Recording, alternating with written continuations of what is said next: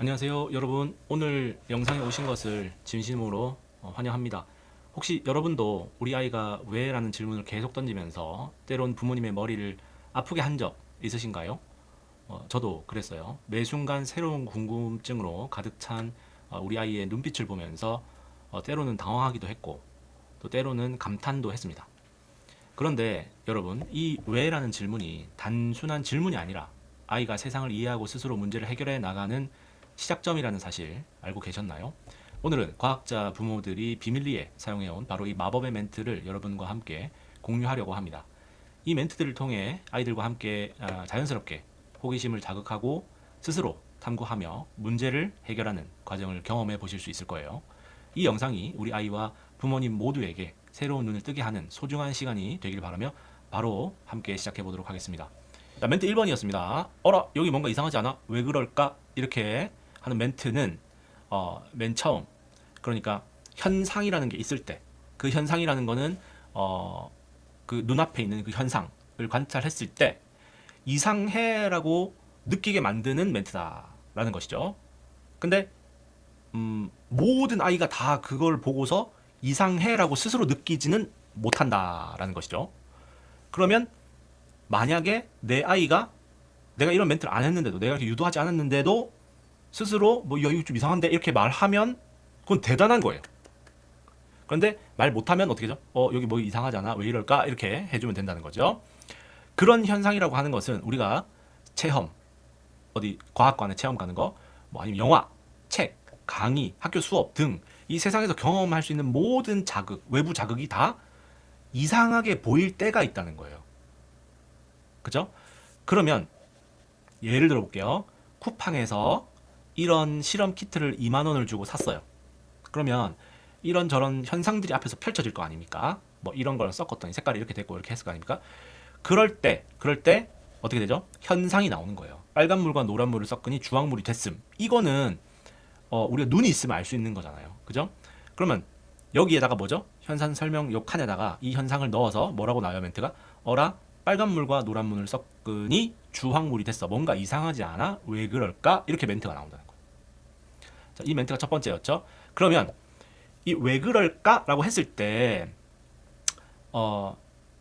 그러면 왜 이래 이래서 된 것 같아라고 대답을 하면 그거는 가설을 세운 거예요.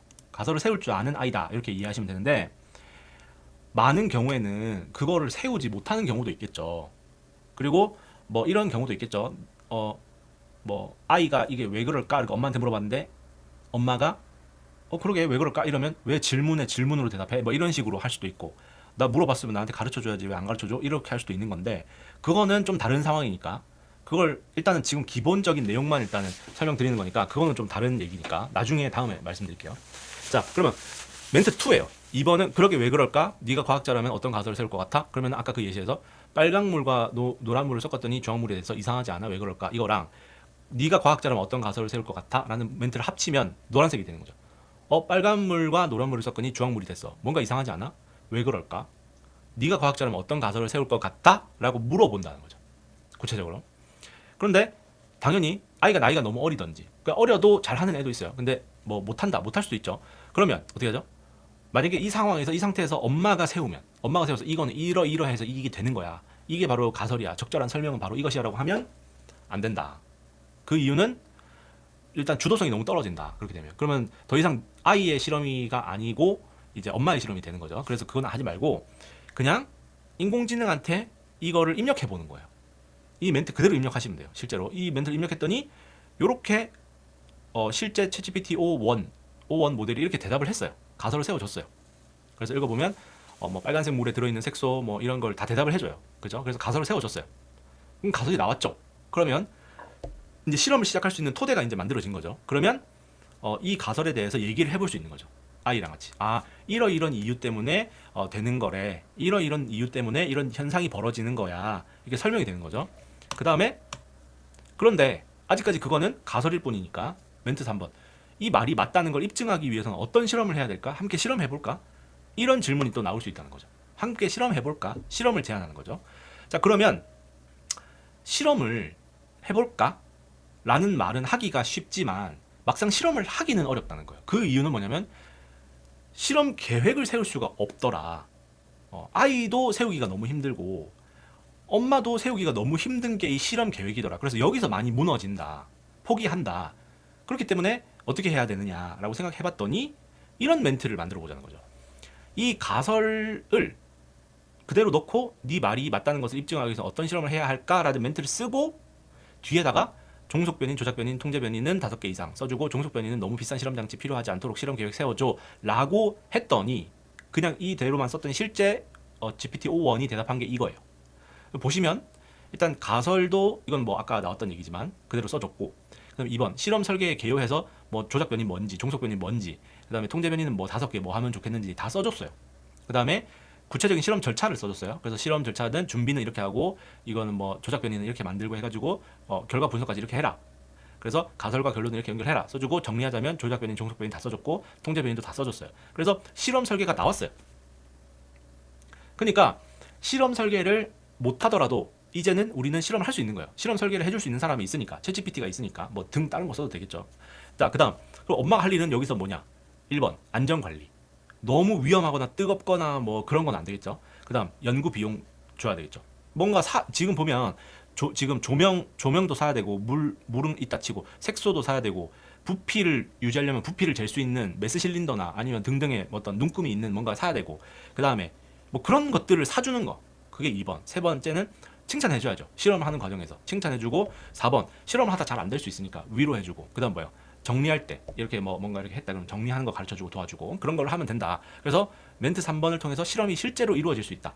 인공지능의 힘을 빌어서 할 수 있다라는 거죠.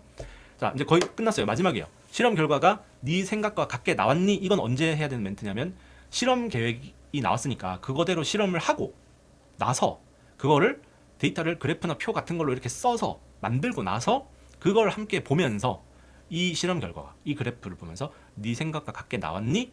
라고 하고 토론을 해본다는 거죠. 그러면 뭐예요? 어떻게 되는 거죠? 한 사이클을 다 돈게 된 거예요. 그래서 예를 들어서 실험을 하기 전에 가설은 이거였는데 실험 결과가 이렇게 나올 것 같았는데 나온 결과를 봤더니 진짜 그렇게 나왔어. 그러면은 오, 발견을 했다. 축하한다. 그럼 그걸 정리해가지고 보고서를 써보자. 이렇게 되는 거고, 반대로 실험하기 전에 예상은 이렇게 했는데 실험을 해봤더니 그렇게 안 나왔어. 그러면 그것도 발견이다. 칭찬을 해주고 위로를 해줘야죠. 그것도 발견이다. 네 생각이 틀렸다는 것도 발견이야. 그러면 어떻게 그 다음 실험이 뭐 어떻게 될 수 있겠니? 아니면 그것도 정리해서 보고서를 쓸 수가 있는 거죠. 네, 그래서 이 과정이 꼭 필요하다는 거죠. 네. 근데 만약에 이제 여기까지만 해도 설명 다 드린 거지만, 만약에 좀 고등학생이라든지 아니면 진짜 뭐 영재 학교라든지 아니면 과학 고등학교라든지 이런 곳을 내가 희망한다. 그러면 보너스를 하나를 더 만들었어요. 뭐냐면 자, 보세요. 여기서 실험 결과가 네 생각처럼 나왔니?라고 물어봤을 때 네, 나왔어요. 이렇게 대답하는 거랑 아니요, 내 생각처럼 안 나왔어요. 이렇게 대답하는 게 너무 주관적이라는 거예요. 너무 주관적이에요. 그냥 내가 기분이 좋으면 내 생각처럼 나왔네 이렇고, 내 기분이 좀 별로면 내 생각처럼 안 나왔어. 이렇게 될 수 있잖아요. 그러니까 객관적인 기준이 없잖아요. 그러니까 어떻게 해야 되냐? 바로 여기서 수학이 들어간다. 그래서 이건 보너스예요. 이거는 좀 뭔가 조금 더 깊게 해보고 싶을 때 한번 보시면 좋을 것 같아요. 자, 그러면은 질문이 이거죠. 실험 결과가 네 생각하고 정량적으로 얼마나 일치하니? 그러니까 일치하니 안 하니 이것만 물어봤잖아요, 앞에서는. 근데 그게 아니고 정량적으로, 수치적으로 얼만큼 일치하니? 이렇게 물어보면 어떻게 되냐면 그걸 어떻게 할 수 있냐를 설명드리는 거예요. 아까 가설이 이렇게 인간의 언어로 가설이 세워져 있었던 걸 이 정량적 분석, 커브 피팅이라는 걸 하려면 이런 함수가 나와야 되는데, 함수가 있어야 되는데, 그러니까 이 인간의 언어를 이 수학의 언어로 바꿔야 되는데 그걸 바꾸는 게 쉽지가 않단 말이에요. 그 바꾸는 게 원래는 그런데 우리에게 뭐가 있죠? 인공지능이 있으니까 인공지능한테 부탁을 해봤더니 바꾸어 주더라 이거죠. 번역을 해주더라 이거예요. 수학의 언어로, 인간의 언어를 수학의 언어로 번역을 해서 주더라 라는 걸 말씀드리는 거예요. 그래서 어떻게 한다? 입력은 뭐죠? 이렇게 노란색을 입력하라는 거예요. 실험 계획대로 실험을 수행했어.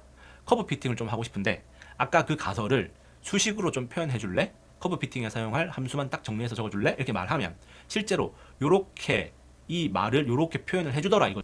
네, 그래서 오늘 말씀드린 내용은 인공지능, 챗GPT가 됐든 뭐가 됐든 아무 상관없습니다.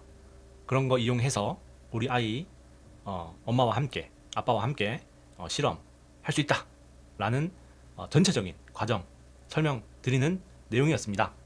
한마디로 요약하면 4가지 멘트만 기억하시고 중간중간에 막히는 부분들 인공지능이 있으면 그걸 이용해서 활용을 하셔서 실험을 진행할 수 있다 라는 말씀을 드렸습니다. 네, 그러면 다음 영상에서 만나겠습니다. 안녕.